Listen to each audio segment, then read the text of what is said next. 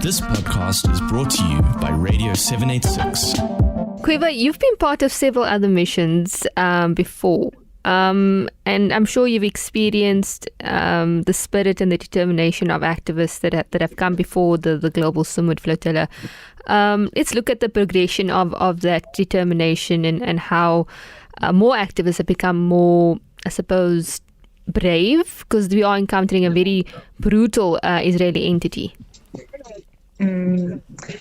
Yes, I've been part of sea movements towards Gaza since 2008 and participated in a variety of missions, both at sea and in land supports, including missions that made it to Gaza and a couple that were attacked. So participating in this one is definitely a departure in the sense of seeing, what we as a very small movement back in 2008, really tried to create space for in the public imagination around sea challenges to a naval blockade, a hermetic blockade on Gaza.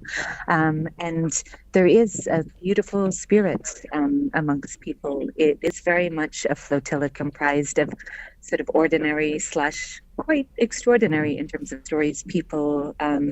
There's a captain who is a mother of 6 children. There are grandparents, octogenarians, an 18-year-old climate justice activist who's just finished high school, people from 44 different countries. And there's a lot of diversity in terms of the life paths that brought people to this flotilla, but also a lot of cohesion in terms of focus and determination to try and if not break, at least dent the blockade and open the way for more waves of flotillas.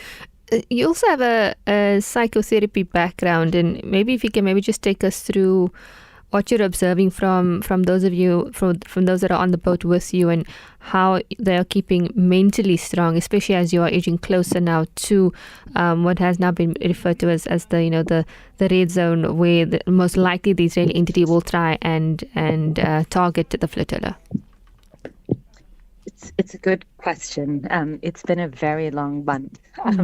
And I think for many, quite an emotional roller coaster in the sense that the projected time frame during which a lot of people said goodbye to their families, sort of prepped their families for a couple of weeks of uncertainty has dragged out actually to over a month now. So people, I think all boats are different. What I've definitely witnessed is, in a way, the beauty of humanity, the messiness of humanity, because in these contracted, enclosed spaces, all the things come up in terms of diverse communication styles, expectations, etc.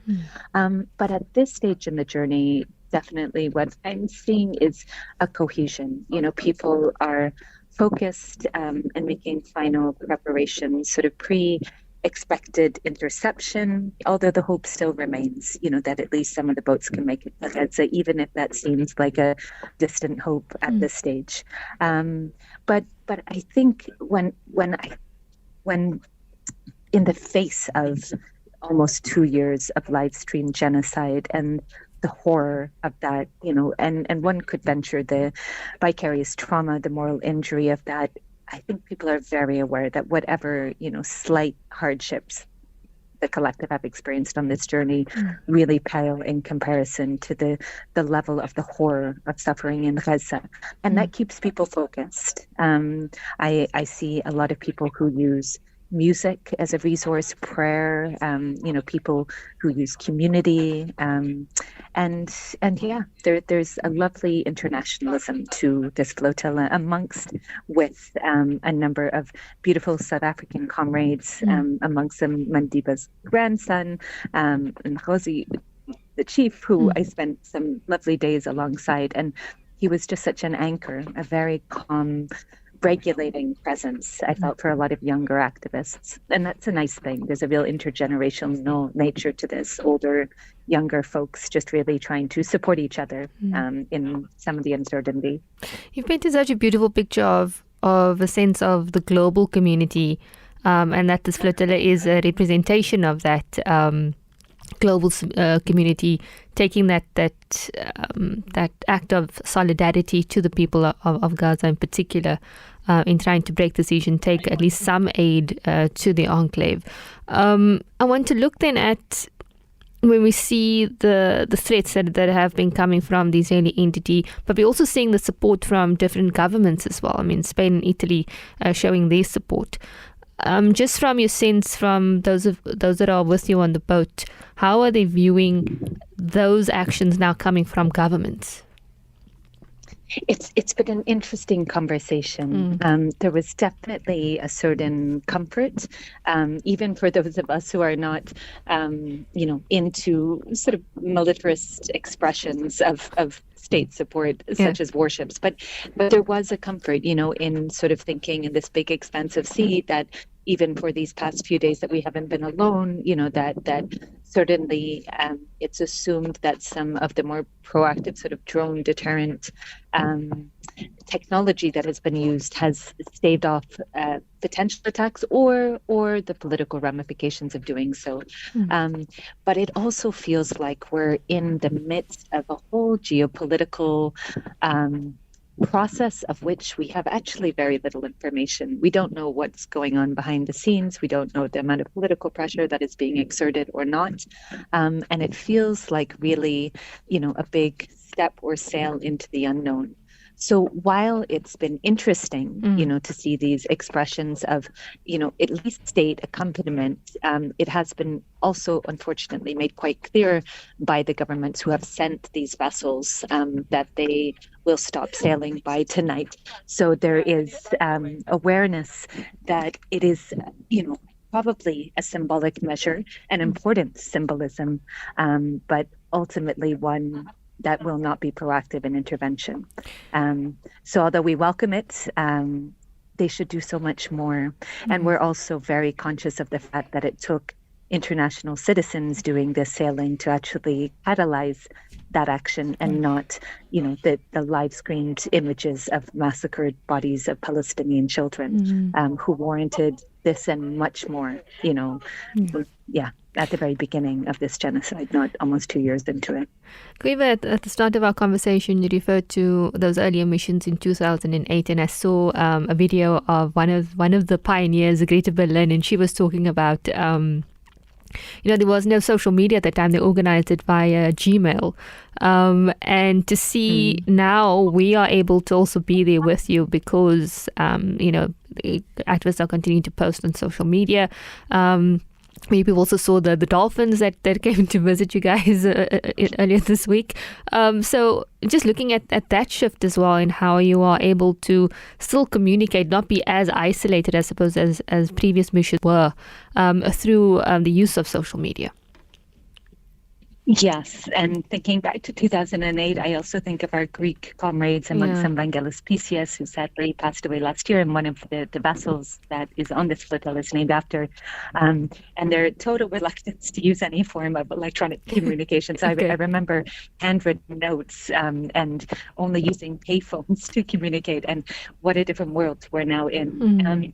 I think we're seeing the power of social media, in the sense of amplification of information, of narratives, of this capturing of the public imagination through the imagery coming out of this flotilla.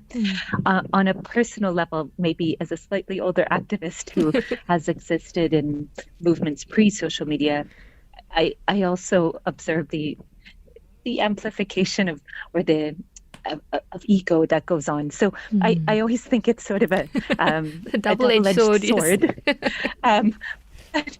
But it is what it is. And I'm sure there'll be, in the years to come, vis-a-vis the human psyche and what this, sort of expansion of reach does, all of the positive, and then some of the stuff that maybe needs a little bit more examination and maybe even humor around, because human beings are human beings and can have their messiness as well as their consistency. Yeah, indeed. Just as we round up with you, I want to get back to the business, of course, of this particular mission, Caoimhe, and then look at there's a lot of talk around the use of the support boat. And there is mention that it is going to be stopping at a certain point. What is the strategy there in terms of it not accompanying the flotilla completely to Gaza? So the vessel that I'm on is called the Shireen Abu Akleh, after the brave and beautiful Palestinian assassinated journalist Shireen.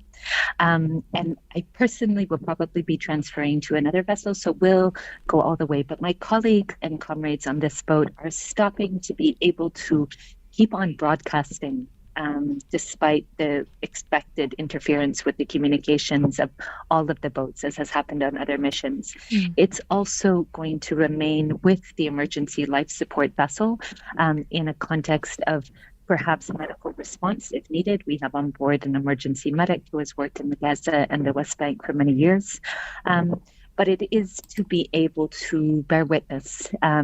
Although it will be nautical miles away from the point of interception for necessary safety, so that it will not be, not even safety, actually necessary distance, so that it won't be commandeered along with all the other vessels.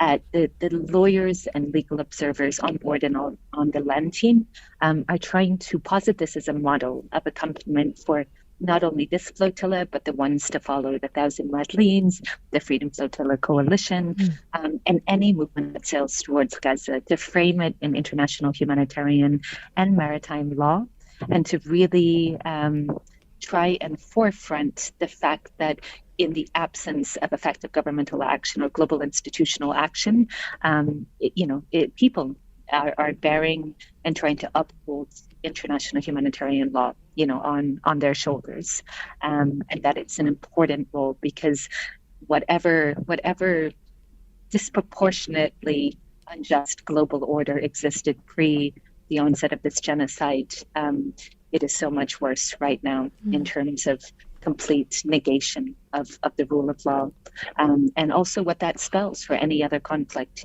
to follow this, that if a genocide can happen in plain sight and hospitals, communities, homes, children, healthcare workers, etc., be massacred on a daily basis.